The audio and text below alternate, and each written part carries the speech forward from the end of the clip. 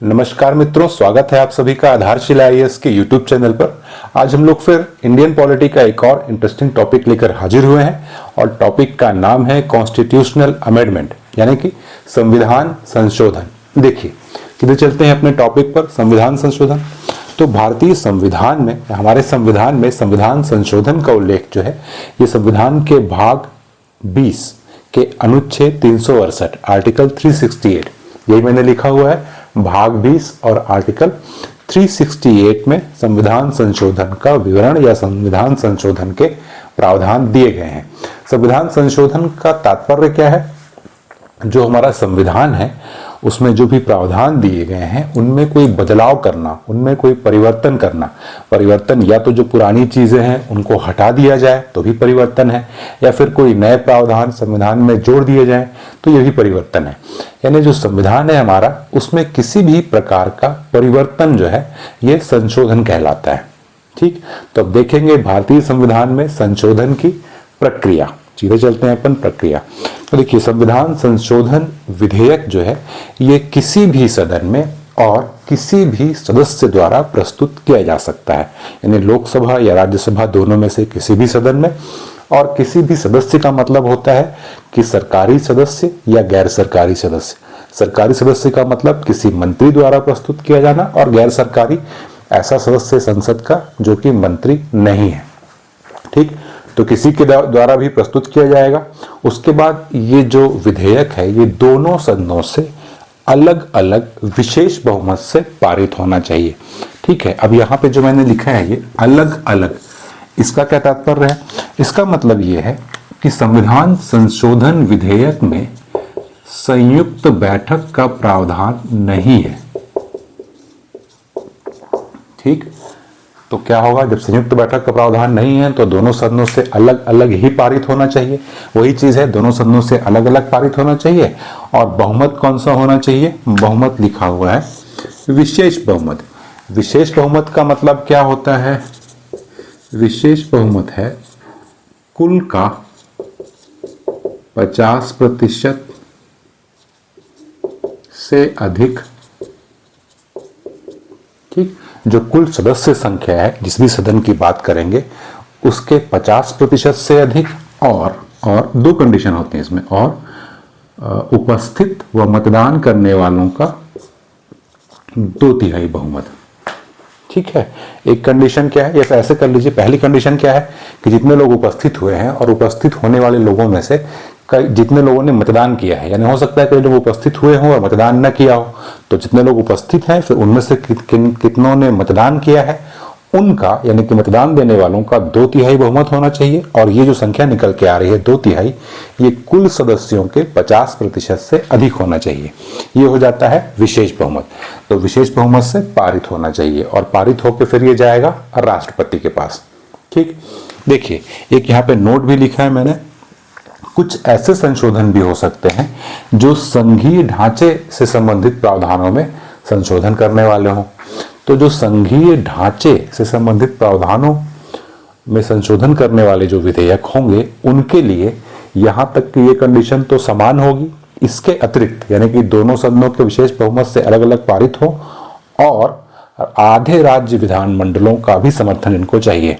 कम से कम आधे राज्य, ज़्यादा से ज़्यादा तो पूरे हो जाए तो कोई बात नहीं, लेकिन कम से कम आधे राज्यों का समर्थन भी चाहिए। कौन से विधेयक को? ऐसे विधेयक को जो संघीय ढांचे में परिवर्तन करने वाले हों। ठीक, फिर ये विधेयक जाएगा राष्ट्रपति के पास। अच्छा, राष्ट्रपति के पास भी संविधान संशोधन विधेयक में कोई शक्ति नहीं है, मतलब उनको इस विधेयक को पारित करना ही होगा, अनुमति देना ही होगा, क्योंकि संविधान संशोधन विधेयक को राष्ट्रपति न तो पुनर्विचार हेतु वापस लौटा सकते हैं और न ही अपने पास रख सकते हैं। उनके पास क्या बचा फिर? उनको अनुमति देना ही है। ठीक, तो राष्ट्रपति को अनुमति देना अनिवार्य है, और जब राष्ट्रपति अनुमति दे देंगे तो ये विधेयक बन जाएगा एक अधिनियम, और इस अधिनियम का संविधान में समावेश कर लिया जाएगा। ठीक, तो ये तो हो गई संविधान संशोधन की प्रक्रिया। अब देखते हैं हम लोग, यहाँ पे जो मैंने लिखा था ये नोट, संघीय ढांचे से संबंधित प्रावधानों के लिए आधे राज्यों का अनुसमर्थन भी आवश्यक है। तो ये संघीय ढांचे से संबंधित प्रावधान क्या होंगे? देखिए, संघीय ढांचे का मतलब क्या होता है? संघीय ढांचे का मतलब यह होता है कि केंद्र और राज्यों में शक्तियों का विभाजन। ठीक, तो ऐसा कोई भी प्रावधान जो केंद्र और राज्यों में शक्तियों के विभाजन से संबंधित हो, और किस प्रकार संबंधित हो कि जहां पे ऐसी कोई आशंका लगे हम लोगों को कि राज्यों की शक्तियों का अतिक्रमण किया जा सकता है। ठीक, तो या राज्यों की शक्तियों को कम किया जा सकता है या कम किए जाने की आशंका है, तो इस प्रकार के जो प्रावधान होंगे उनमें अगर कोई संशोधन करना है तो आधे राज्यों का अनुसमर्थन या आधे राज्यों का समर्थन भी आवश्यक है। एग्जाम्पल के लिए मैंने लिख दिया है, जैसे राष्ट्रपति के निर्वाचन की रीति। अब देखिए, राष्ट्रपति में कौन कौन भाग लेता है? लोकसभा, राज्यसभा और राज्यों के विधानमंडल के निर्वाचित सदस्य, यानी राज्यों के विधानमंडल के सदस्य भी इसमें भाग ले रहे हैं। तो ऐसा ना हो कि इसमें ऐसा कर दिया जाए कि राज्यों की जो सदस्यता है, जो भाग ले रहे हैं वहां मतदान में राष्ट्रपति के, उनको हटा दिया जाए। ठीक, तो यहाँ पे संघीय ढांचा प्रभावित होगा ना, क्योंकि वो तो कार्यपालिका प्रमुख है राष्ट्रपति, और उसके निर्वाचन में राज्यों की भागीदारी भी होनी ही चाहिए। तो ऐसा कोई प्रावधान कर दिया जाए कि अब राज्य उसके मतदान में भाग ही नहीं लेंगे।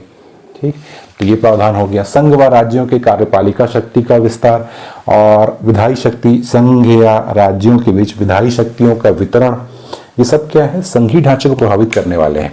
मतलब ऐसा ना हो जाए कहीं पे कि राज्यों की जो शक्ति है वो कार्यपालिका शक्ति या फिर विधायी शक्ति, किसी प्रकार की भी शक्ति, ये कम न कर दी जाए। अगर कम कर दी जाएगी तो ये संघीय ढांचे का अतिक्रमण है, क्योंकि संघीय ढांचे का जो मूल तत्व है वो यही है कि केंद्र और राज्यों के बीच में शक्तियों का उचित वितरण या विभाजन। ठीक, सर्वोच्च न्यायालय व उच्चतम न्यायालय ये भी आएंगे इसी के अंतर्गत। इसके अलावा संसद में राज्यों का प्रतिनिधित्व, यानी राज्यसभा में सीटों की संख्या, राज्यसभा का जो स्वरूप है उसमें कोई परिवर्तन करना है तो भी हम लोग को आधे राज्यों का अनुसमर्थन चाहिए। फिर सातवीं अनुसूची में वही है, संघ सूची, राज्य सूची और समवर्ती सूची, यानी केंद्र व राज्यों की विधायी शक्ति का वितरण इसी में है।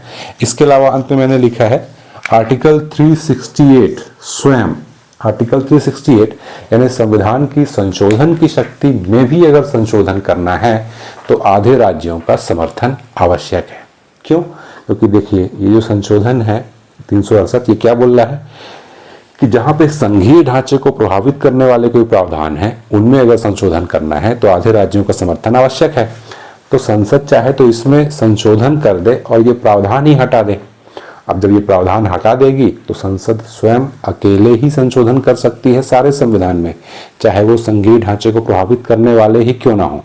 इसलिए आर्टिकल 368 जो है ये स्वयं भी इसी के अंतर्गत आ रहा है। ठीक, तो ऐसे लगभग समझ जाएंगे जो भी संघीय ढांचे को परिवर्तित करने वाले या परिवर्तित कर सकने वाले प्रावधान होंगे उनमें जब संशोधन किया जाएगा तो आधे राज्यों का समर्थन भी आवश्यक होता है। ठीक, तो आर्टिकल 368 में दो प्रकार के संशोधन हैं। कौन कौन से? एक तो ये जो संसद के विशेष बहुमत से किए जाते हैं, और दूसरे जो संसद के विशेष बहुमत के साथ साथ आधे राज्यों का अनुसमर्थन भी चाहते हैं। ठीक है, ये तो हो गए आर्टिकल 368 के अंतर्गत संविधान में संशोधन। अब इसके अतिरिक्त कुछ संशोधन और भी होते हैं जिनके लिए, या ऐसे कह लें कि जो आर्टिकल 368 के अंतर्गत नहीं आते। ठीक, यही मैंने लिखा है हेडिंग, आर्टिकल 368 के अतिरिक्त संशोधन। तो अतिरिक्त भी संशोधन किए जा सकते हैं संविधान में, और ये कैसे किए जाएंगे? ये संसद अपने साधारण बहुमत से ही कर सकता है, और संविधान के ज्यादातर प्रावधान जो हैं वो संसद अपने साधारण बहुमत से ही उनका संशोधन कर सकता है। इसके कुछ एग्जाम्पल मैंने लिख दिए हैं जो इम्पोर्टेंट, दोनों तरफ जो एग्जाम्पल लिखे हैं वो ये देख के लिखे हैं कि जो बहुत इंपॉर्टेंट हो, जो एग्जाम के पॉइंट ऑफ व्यू से, मतलब डायरेक्ट एग्जाम में भी आ सकते हैं। इनमें प्रावधान और भी बहुत सारे हैं। ठीक, तो देखिए, जैसे किसी नए राज्य का गठन या किसी राज्य के नाम में, सीमा में, क्षेत्र में परिवर्तन, ये संसद अपने साधारण बहुमत से ही कर सकता है परिवर्तन। किसी राज्य की विधान परिषद का निर्माण या उसका समापन, ये कर सकता है संसद साधारण। एससी के न्याय क्षेत्र में विस्तार, एससी यहाँ पे क्या है? सुप्रीम कोर्ट, सर्वोच्च न्यायालय के न्याय क्षेत्र में विस्तार संसद अपने साधारण बहुमत से कर सकता है। लेकिन अगर कमी करनी होगी तो आधे राज्यों का अनुसमर्थन भी आवश्यक है, और हो सकता है आगे चल के जब संशोधन हो तो सुप्रीम कोर्ट खुद ही उसमें अड़ंगा लगा दे कि संशोधन मान्य नहीं है, आप न्यायपालिका की स्वतंत्रता इससे भंग हो रही है, ऐसा कुछ करके रोक भी सकती है। लेकिन अगर न्याय क्षेत्र में विस्तार करना है सरकार को, तो सरकार अपने साधारण बहुमत से कर सकती है। इसके बाद नागरिकता की प्राप्ति या समाप्ति वाले प्रावधान साधारण बहुमत से किए जा सकते हैं। निर्वाचन क्षेत्रों का पुनर्निर्धारण किया जा सकता है। संसदीय विशेषाधिकारों से संबंधित कोई प्रावधान हो। और अंत में दूसरी, पांचवी व छठवीं अनुसूची से संबंधित की प्रावधान। दूसरी अनुसूची में जानते होंगे हम, आप लोग के वेतन वगैरह हैं, इसमें राष्ट्रपति, उपराष्ट्रपति, लोकसभा अध्यक्ष, इनके। पांचवी अनुसूची में वही अनुसूचित क्षेत्रों की बात की गई है, अनुसूचित क्षेत्रों के प्रशासन संबंधी उपबंध है। और छठवीं अनुसूची में उन, तो समझिए कि जो अनुसूचित क्षेत्र थे उनको डिस्क्राइब कर दिया है। असम, मेघालय, त्रिपुरा, मिजोरम, ये 4 राज्यों से संबंधित प्रशासनिक उपबंध हैं इसमें। ठीक, तो इन सब में परिवर्तन करने के लिए संसद अपने साधारण बहुमत से ही कर सकती है। न तो विशेष बहुमत की जरूरत है और ना तो वो आधे राज्यों का अनुसमर्थन। ठीक, तो क्या संसद संविधान, पूरे के पूरे संविधान में संशोधन कर सकती है? तो पहले तो ऐसा ही था, ऐसा समझिए कि 1973 तक। फिर 1973 में संविधान के मूल ढांचे का सिद्धांत आया। संविधान के मूल ढांचा या बेसिक स्ट्रक्चर का सिद्धांत, ये किस वाद में या किस केस में आया है? तो केशवानंद भारती बनाम केरल राज्य। ठीक, इस वाद में संविधान के मूल ढांचे का सिद्धांत आया। और मूल ढांचे के सिद्धांत के अंतर्गत न्यायालय ने, सर्वोच्च न्यायालय ने यह निर्णय दिया है कि संसद को संविधान के मूल ढांचे को छोड़कर पूरे संविधान में संशोधन की शक्ति है। लेकिन मूल ढांचा है क्या? तो मूल ढांचा जो है, जो बेसिक स्ट्रक्चर है संविधान का, ये न्यायालय समय समय पर इसने कई निर्णयों द्वारा बताया भी है कि ये तत्व मूल ढांचा है, ये तत्व मूल ढांचा है। ठीक है, और आगे भी कोई अगर इसका जो निर्णय होगा, अंतिम निर्णय मूल ढांचे का, कि कौन सा भाग मूल ढांचे के अंतर्गत है और कौन सा भाग नहीं है, ये निर्णय न्यायालय द्वारा ही दिया जाएगा। सामान्य तौर पे अगर बात करें हम लोग, तो हम लोग स्वयं भी समझ सकते हैं कि संविधान का मूल ढांचे में क्या होना चाहिए। संविधान का मूल ढांचा यहाँ जैसे ऐसा समझिए कि संविधान का जो स्वरूप है हमारा, वही बिगड़ जाए। ठीक है, तो ऐसे कोई तत्व जिसको हटाने से संविधान का मूल स्वरूप बिगड़ने लगे। जैसे कोई बोले कि लोकतांत्रिक सरकार, तो लोकतंत्र को हटा देना भारतीय संविधान से, तो क्या संविधान फिर भारतीय संविधान रह जाएगा? उसकी आत्मा ही खत्म हो गई। तो लोकतांत्रिक सरकार, गणतांत्रिक सरकार, ठीक है, देश की एकता व अखंडता, स्वतंत्र न्यायपालिका, संविधान की सर्वोच्चता, ये सारे जो तत्व हैं, ये सब संविधान के मूल ढांचे से संबंधित है। उदाहरण के लिए ये मैंने कुछ लिखे हैं जो न्यायालय ने समय समय पर अपने विभिन्न निर्णयों के माध्यम से बताया है कि कौन कौन से प्रावधान संविधान के मूल ढांचे के अंतर्गत हैं। जैसे संविधान की सर्वोच्चता, स्वतंत्र न्यायपालिका, एकता, अखंडता, लोकतांत्रिक व्यवस्था, न्यायिक समीक्षा, है ना, विधि का शासन, ये सारे तत्व जो हैं ये संविधान के मूल ढांचे के अंतर्गत आते हैं। ठीक, तो ये तो था आपका टॉपिक संविधान संशोधन।